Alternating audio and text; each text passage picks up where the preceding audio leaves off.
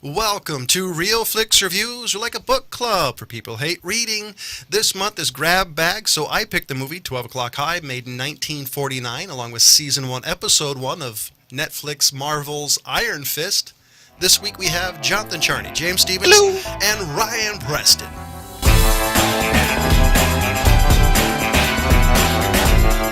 So here's a description of 12 O'Clock High, 1949.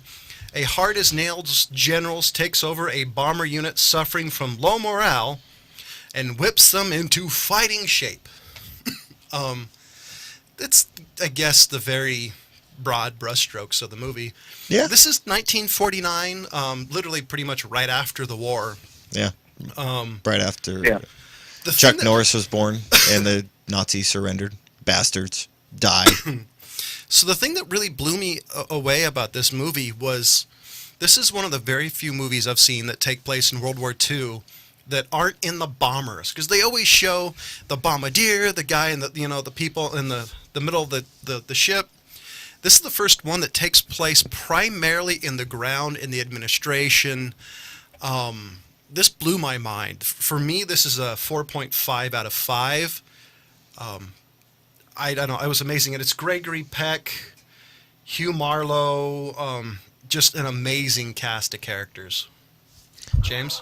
Yeah, for what time frame it was, they were, there was a lot of stuff that they were able to put together. They even said that I'm going to mispronounce it, but the Luftwaffe guys, that was footage from the actual German planes along with the Allied footage. All of it was actually real archive footage. And yeah, it's not a story they get told very often from the admin side of it. And I like the fact that they even gave you like portions where you were waiting to find out how many came back and the count and the stress of that. I appreciated that so much. Yeah, this one's a good 4 for me. Ryan? I'm pretty much with John on the rating, 4.5. I mean, damn, this movie kicked ass. But for not really the reasons you would typically expect from a World War II movie, especially made in '49. I mean, really can't be stated enough that this was right after the war. I mean, it's like watching Lone Survivor today or something like that. I mean, it's just so close to the source, that it has a different feeling. But also, since we're so far past the 40s and we're basically, sorry to say it this way, running out of World War II vets, Fast. it's interesting to see kind of like, oh, those are what the people looked like at the time, and this is the feeling. This was the speech patterns and kind of set the story a little more than can be told with modern actors and things, I guess. Oh, no, But I completely agree. at its soul, this is a psychological war movie. This is not your average. At the time when America is just like, hey, go America, a lot of, some would say propaganda-esque types of movies, coming out very pro-war. This is the same time that, like, Captain America was huge because it was just punching Nazis in the face. For this one to kind of take that, like, hey, war sucks kind of thing and take it to that level, like James was saying, with the I don't know who's coming back, and just the mention of suicide and things like that that happen. And for the record, the bombardier groups in B-17s is like the stupidest job. I mean, mortality rate for those guys was so fucking crazy. Yeah. And I mean, every one of those dudes was absolutely out of their minds, but damn, are this is the toughest bastards ever. Yeah, and I like the fact that that one guy that they were put up for the Medal of Honor, and he comes in and he's like, I'm here for the pilots and the crews, and they want to switch. How many? All of them. I totally dig the fact that in the middle way through the movie, he's like, dude, I just want to switch. I don't care what I do. Yeah. The thing about this movie that amazed me is this movie was that the pace was constant throughout the movie pretty much, and it pretty much opened hitting you in the balls with, like, the former he was a colonel. They said that the main general guy's, oh, you're coddling guys too much. You're out. You need a break. And it literally didn't relent from there. No. And this one, I usually say when you do black and white movies that the black and white is a character in the movie, which normally it is.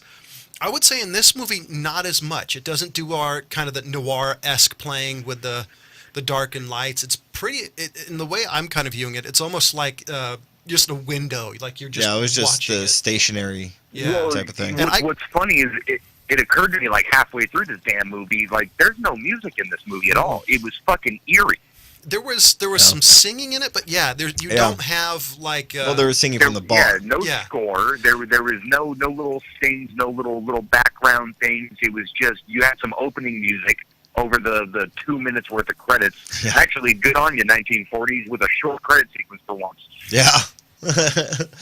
Yeah. And it wasn't like, oh God, I'm gonna really blow this one, but that B-17 movie that came out in the early '90s. Was about the only plane that actually, one of the first people who actually retired out of that mission. I'm trying to remember. For some reason, it's escaping me, but if you watch this movie and that movie, basically the same basic context, but the difference is this one is closer to the time. Yeah, this one's closer to the actual, to how things were. What's interesting is that seems to be the general consensus between World War II vets, and especially even at the time, is like this is the first movie that they saw that was, like accurate to the feeling and to the tension and all of it, and didn't show war in any kind of a sort of a glorifying way. Yeah. What's funny is Gregory Peck, the hippie that he was, wanted it to be even more anti-war, but it's funny coming from a guy who's played 1,000 military servicemen over his years. Yeah. But, really, Gregory Peck, man, killing it from way back in the day. Yeah, I mean, he really did But, lay it on. I wanted to bring up, there was a lot of good quotes in this one as well. One of the ones that made me laugh the most was one of the guys coming up and says, "Give me a cigarette." The guy responds, "Need a light too? I have only the habit, Lieutenant." I mean, that type of stuff. My favorite moment, flat out, was when the adjutant was telling Peck about this paperwork is going to take a while. By the time it gets back to me, 10 days, and kind of buying him the time, right? Yeah, and I he's love like, "You red tape bastards are all the same." He basically said, I'm going to lose the paperwork from here to there. Yeah, I thought that was pretty good. and he's like kind of taking the usual sort of like, "Oh, you paper pushers are all the same, hint, hint, wink, wink." It was the coolest moment. The Memphis Belle, I'm sorry, is the movie I'm thinking yes. Oh yeah, right. And if you compare and contrast the two, that one, I don't believe I'm saying this, I don't think as dramatic as this one is. And you're talking about a movie that was 89, 90 something. It was, for those type of movies, in my opinion, it was a little over dramatic or super cut and dry. This one wasn't very dry. No, like I said, the first time I saw this movie, it was one of the very few movies from that time period that literally blew my mind. It really, really holds up, man. Yeah, surprisingly, because you don't expect a lot of black and whites to hold up in pretty much in the era that we're in now. Because I mean, we have the movies we have, even the suspense, horrors, dramas, are all faster pace. This one, like you said, it has a steady pace that it gives you what to expect in the beginning. I would say the reason why, in my opinion, the reason this holds Attention up is span? this is pretty much and it's obvious. I mean, it's a total character-driven movie, and I think that's the reason why it takes place in 1949. But because war is so common, unfortunately, there's a lot of stuff that you can transplant yourself in 1949 and see what these guys are going through. Yeah. Like them not wanting to be there, the original colonel saying, these are my men. And you have the military saying, no, these are machines type of thing. And Yeah. that's the reason I think it holds up so well. Well, I think it's also, a very kind of respectful way to tell the story. I mean, middle of the 40s, everyone was, like I said, sort of making these big pro punching Nazis in the face, as I'm a fan of saying. kind of movies, but this one, Killing Nazis. after everyone's come back and they went away and they're regarded as heroes, but they come back and they got these things that they don't want to talk about, Yeah. And I think the reason it holds up partly is because war sucks anytime it is. Yeah. And the people who had fought the war will come back and be like, yeah, we're heroes, yeah, it sucks ass. Yeah. Well, So it's a very universal and very constant thing, but also, again, kind of respectful to the people who went through it. That it wasn't glorifying it. It was just like, hey, look, this is the reality of the situation that we were in, And I wouldn't very say- ahead of its time. I wouldn't say this movie's anti-war, but it's definitely not pro-war. I Well, mean, it's you just had very Donald like, Duck hey, doing look- pro-war movies. Well, no, I mean, like this particular movie, I don't think it was pro-war or anti-war. I think it was closer to anti-war, but I think it was like pro-people. Like if you watch that era, definitely not. I mean, you had this hard-driving colonel and blah, blah, blah. I think this is just, pro-people and seeing the suffering it causes. You have the people who Right, want to yeah. be treated like people and not machines.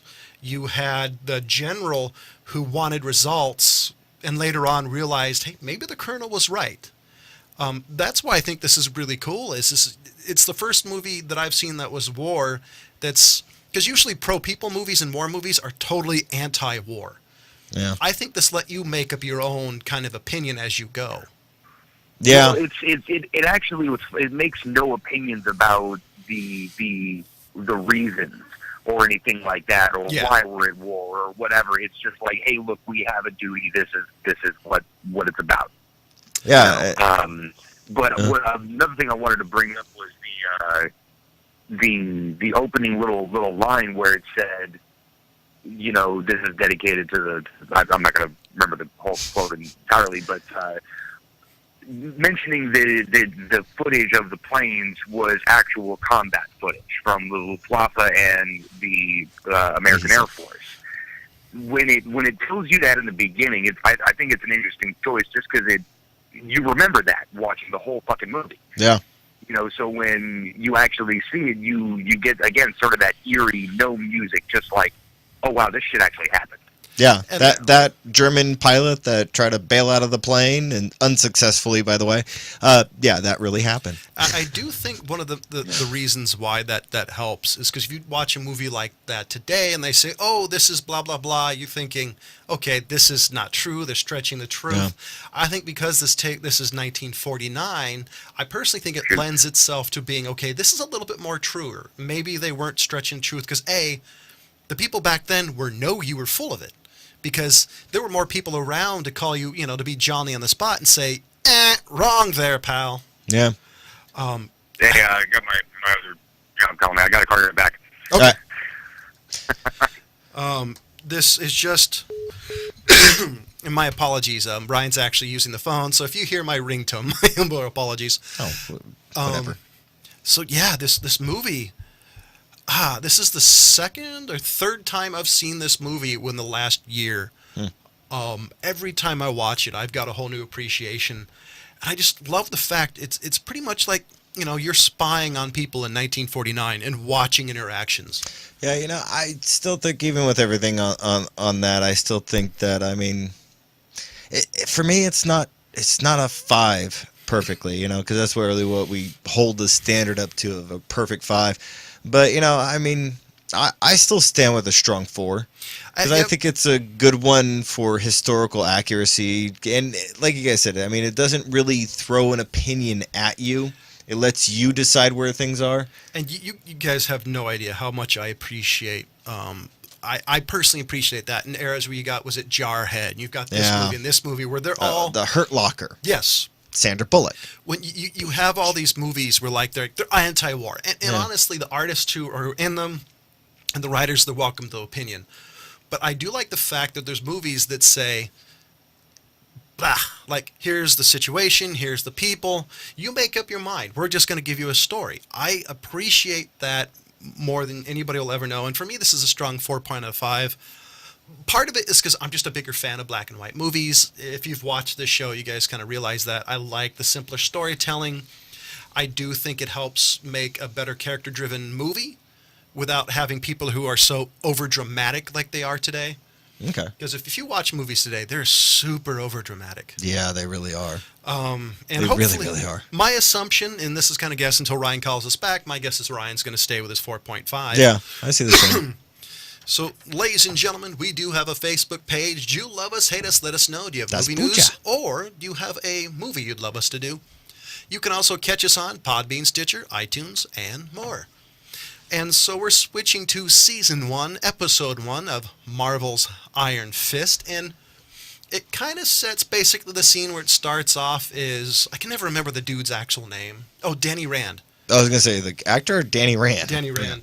Basically, Danny Rand comes back from whatever mystical place he was back into New York. Oh, I'm drawing a blank on the actual name It's of the like thing. Kung Lung. Yeah, Kung Lung. And pretty much shenanigan happens. I can see why a lot of people were really upset with this for some reason. Because it's not, it doesn't punch you in the face. It's not a kung fu movie. I totally dug it. Well, the story of Iron Fist isn't really one of that, you Well, know. him I and- mean, him he's and got the Power- basics. His parents are dead. You know, you got that type of stuff. But But if you watch, like, if you like him and Power Man, you know, they're pretty much, Oh, yeah. mercenaries, rent to own type of thing. Yeah. They're J.C. Whitney heroes.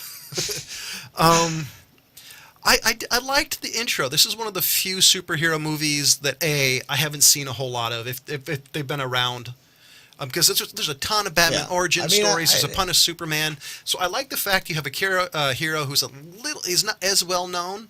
Yeah. So I mean, it's pretty much Bruce Wayne type of thing. But Well, I appreciated it. what I really like about this,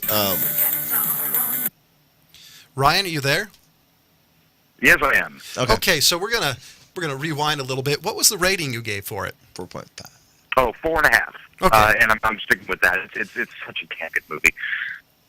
Yeah, we just jumped on Iron Fist right now. You know, yeah, Oh, you're okay. right. The first episode isn't one where it's trying to blow you out of the water, but I appreciate that Netflix and Amazon and even some of the you know, like Showtime, HBO, don't take that whole thing and be like, throw you in the middle of it and have action everywhere. They're building a story, they're building a character, and they're taking their time with it. I appreciate See, that. that's the thing that blew me out of the water, though. It wasn't a giant spectacle like if you watch any alphabet channels, for example. It blew me out of the water because it's simple storytelling, and they let the story do it. You know, basically tell its story. I'm really applauding Netflix for actually doing something right. Yeah, and this is kind of the thing that I have with what are the other ones we did with Supergirl and The Flash. Those ones kind of threw you in with all the action and everything and try to grab you that way. Same way with Gotham. Gotham- Excuse oh the my expression, but God. they blow their load right up front, and then you're trying to figure out what else can you do. You've basically told everything within 2 Yeah. hours. Yeah.